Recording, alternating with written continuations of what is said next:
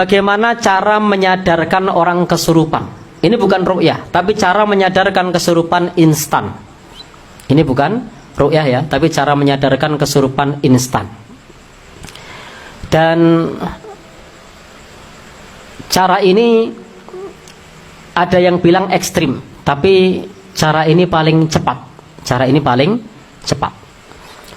Kalau ada orang kesurupan, supaya dia sadar, maka cara yang pertama, cara yang mudah dan tidak berisiko, ambil pojok pundak sini.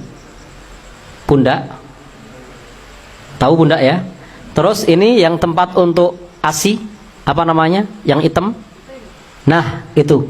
Nah, Bapak mau? Nah, itu. Aku harus menyebut ke orang tekan nih. Nah. Jadi antara posisi hitam dengan posisi pundak, ambil tengah-tengah. Nah, ambil tengah-tengah antara pundak sama posisi hitam, ambil tengah-tengah. Ingat, kalau laki-laki yang melakukan laki-laki, perempuan yang melakukan perempuan. Tidak boleh laki-laki melakukan kepada perempuan, pelanggaran. Maka saya tidak merekomendasi untuk praktek kepada perempuan. Tapi ditekan sini. Nah, dua-duanya, kanan maupun kiri. Tekan pakai ibu jari, tekan pakai ibu jari sekuatnya. Ya, sekuatnya, tentu kuat terukur ya. Nanti kalau kekuatannya yang biasa bela diri, patah tuh tulang. Jadi kuatnya adalah kuat terukur. Kalau saya orangnya kecil itu full energi tidak apa-apa. Jadi powerful tidak masalah. Tapi kalau yang orangnya gede-gede begitu, yang badannya tinggi begitu, jempolnya gede begitu, bela dirinya mateng begitu, tekan sekuatnya ya patah. Jadi apa, terukur. Kalau dia sudah teriak, itu sudah sadar. Nah, itu sudah sadar. Ingat, ini baru sadar, jinnya masih di dalam, tapi sudah bisa beraktivitas normal. Maka kalau di sekolahan ada kesurupan, itu salah satu cara yang efektif adalah evakuasi. Karena kesurupan itu menular ya, kesurupan itu menular. Siapa yang ketularan? Tadi, yang tidak bisa menjaga 4 tadi, yang marah itu bisa ketularan. Yang takut, cemas, sedih bisa ketularan. Siapa lagi tadi? 4, masih ingat? Yang 3? Yang kasihan, bangga atau sombong bisa ketularan. Yang keempat apa tadi? Syahwat bisa ketularan. Tapi yang paling banyak, yang sering ketularan itu yang takut. Yang paling banyak. Baik. Jadi evakuasi. Setelah evakuasi, maka tekan saja bagian sini. Nah, tekan, panggil namanya, insya Allah sadar tidak sampai 5 atau 10 menit. Sudah sadar. Tidak, tanpa perlu di ruqyah. Yang kedua, cara yang kedua, itu bisa ditekan di urat lehernya. Ditekan di urat lehernya. Tapi ini harus terukur. Kalau belum profesional, tidak hati-hati, berbahaya, harus terukur. Diambil 3 jari di bawah daun telinga, terus ambil yang sejajar dengan daun telinga bagian belakang, lalu ditekan. Ingat, jangan di sini, nanti mati. Ya, maka ini kalau tidak hati-hati bahaya, apalagi kalau pakai jilbab.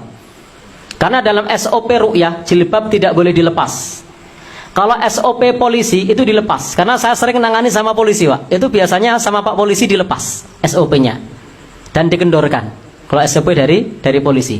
Kalau saya ngeruqyah itu tidak melepas. Tapi kalau dilepas Pak polisi, masuk aku Arab ditutup Pak, mah diseneni aku mau. Nah, ya, biasanya kalau ada kesurupan di sekolah itu Pak polisi datang. Nah, ketika Pak polisi datang, Pak polisi menyarankan melepas. Itu penjelasannya kenapa, Pak? Ya? Oh, semu. Baik. Jadi itu di apa, tekan di sini. Tekan 2 sisi, kemudian panggil namanya, tarik kejut. Insya Allah sadar. Tapi kalau tidak profesional jangan. Khawatirnya nanti malah mati. Maka yang paling mungkin bagi bapak-bapak itu kalau ragu-ragu ya bagian ini tadi, antara pundak sama, nah itu. Aku kira menyebut rawan nih. Oh gitu. Itu. Ya, manut aku. Iki online loh Bu. Ya. Baik. Lanjut. Cara yang ketiga itu bisa menggunakan cabai rawit. Ya. Saya biasanya kalau kesurupannya banyak, itu saya sengaja sangu cabai rawit yang paling pedes. Ya. Lalu kemudian dibuka cabai rawit itu. Lalu kemudian buka mulutnya, mulut pasien itu, khususnya yang saya biasanya yang tak target untuk pakai cabai rawit itu yang perempuan, bukan yang laki-laki. Kenapa? Karena kalau perempuan saya tekan sini pelanggaran.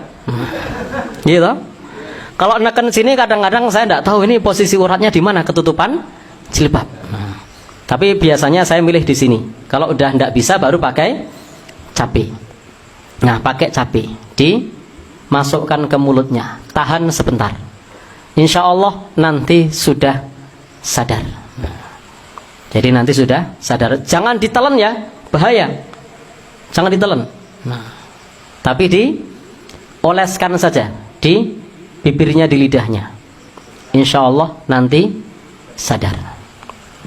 Baik. Dari ketiga cara itu, cara yang paling mudah untuk awam, efektif itu cabai rawit. Nah, benar.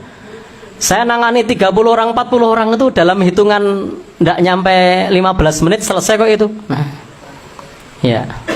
Dengan catatan ini bukan menyembuhkan, tapi menyadarkan. Nah, jadi jinnya masih ada, tapi tidak bereaksi karena orangnya sadar. Dia pulang dalam keadaan sadar, tapi bisa jadi di rumah hari ini atau besok atau suatu saat kambuh. Kenapa? Karena ini sebatas penanganan pertama pada kesurupan. Nah, ya P3K kan? Nah, jadi baru sebatas itu. Baik, Bapak Ibu yang berbahagia yang dirahmati oleh Allah Subhanahu wa taala, itu cara menyadarkan orang kesurupan.